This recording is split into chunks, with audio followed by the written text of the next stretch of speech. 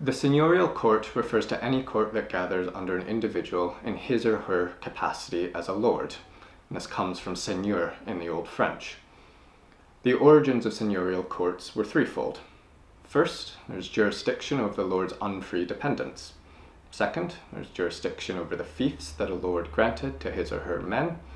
And third, there are powers of a public nature, such as the banum, that had been granted to or had been usurped by lords.